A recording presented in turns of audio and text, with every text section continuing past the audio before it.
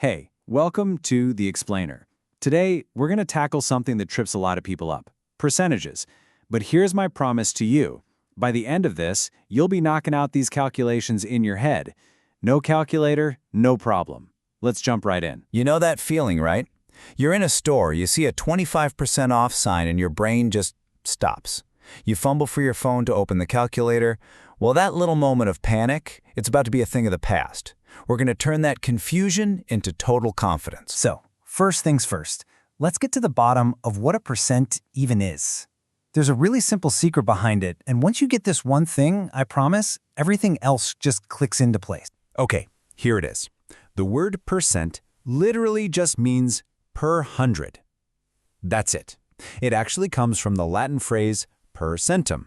So when you see that percent symbol, just think out of 100. All the mystery just vanishes. Exactly. So a number like 20% isn't some weird abstract math concept. It's just a simple way of saying 20 for every 100.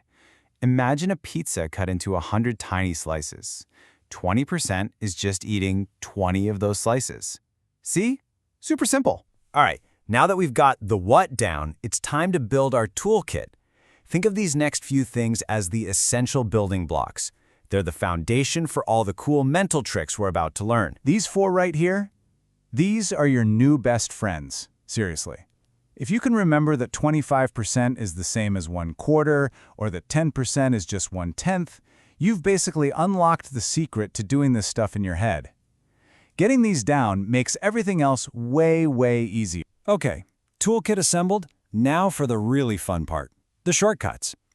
I like to call these the 10-second rules, because that's honestly how long it'll take you to solve percentage problems from now on.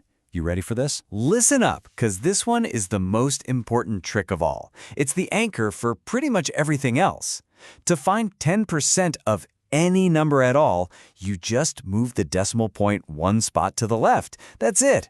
So let's say what's 10% of the number 78? You literally just slide that decimal over, and boom, 7.8. It is that easy, and it works every single time. This is your cornerstone. Remember this one. And you know, the same exact logic works for finding 1%. If moving the decimal one place gets you 10%, it makes sense that moving it two places gets you 1%. So if we take a number like 500, we just slide that decimal two spots over, and we get 5. And here's the really powerful part.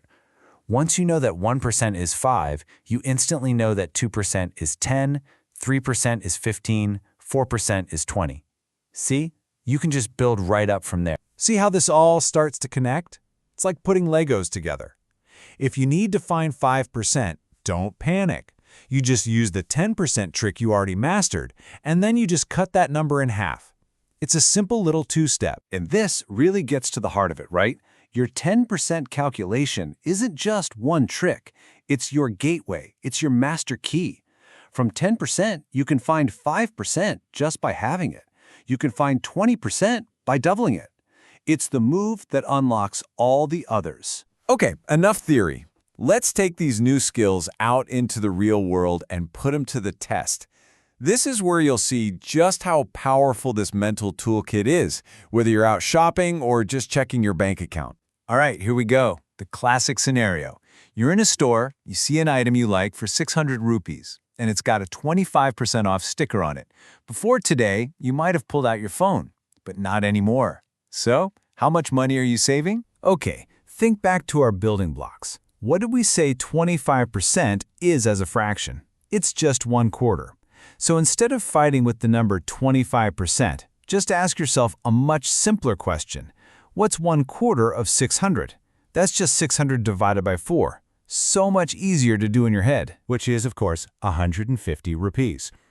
And there it is, your answer. You just figured that out in seconds, totally in your head. That's 150 rupee savings calculated instantly. Feels pretty good, right? Let's try another one, this time with your finances.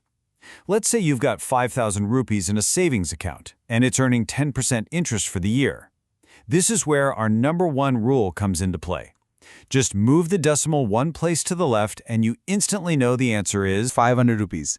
Just like that. That's how fast this works. No calculator, no stress, no second guessing. You just know it. So, let's bring this all home. What you've just learned isn't a random collection of tricks. It's a system. Think of it as your new practical math superpower, one that lets you combine skills to solve even trickier problems. Okay, let's test that superpower with a little bonus hack. How would you calculate 12.5%? It looks kind of scary, right? But just think about what you already know. What's 12.5?